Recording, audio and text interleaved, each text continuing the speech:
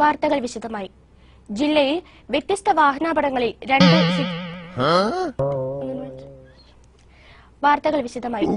ജില്ലയിൽ വ്യത്യസ്ത വാഹനാപകടങ്ങളിൽ രണ്ട് സ്ത്രീകൾ മരിച്ചു.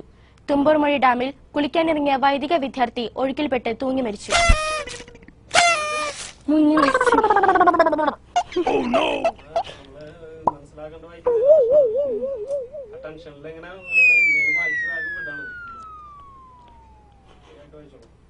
ജനവികാരം മനസ്സിലാക്കി കോർപ്പറേഷൻ സമരസമിതിയുമായി ചർച്ച ചെയ്ത് പ്രശ്നം പരിഹരിക്കണമെന്ന് ലാലൂർ മലിനീകരണ വിരുദ്ധ സമരസഹായ സമിതി വാർത്താസമ്മേളനത്തിൽ ആവശ്യപ്പെട്ടു.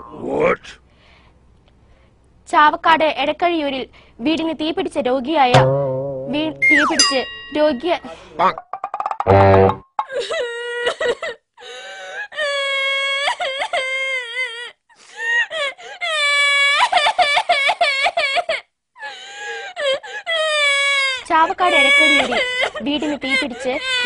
വൃദ്ധൻ മരിച്ചു. 2 പേരുടെ നില ഗുരുതരം. വാർത്തകൾ തുടരുന്നു. കേരള ലളിത കലാ അക്കാദമി ഫെലോഷിപ്പുകളും അവാർഡുകളും പ്രഖ്യാപിച്ചു. ആർഷഭാരതത്തിന്റെ സനാതന ബിംബങ്ങളിൽ ഏറെ പ്രാധാന്യമുള്ള രുദ്രാക്ഷത്തെ അടുത്തറിയുവാൻ പൂരനഗരിയിൽ ഒരുക്കിയ രുദ്രാക്ഷ പ്രദർശനം ഏറെ വിജ്ഞാനപ്രദമാകുന്നു.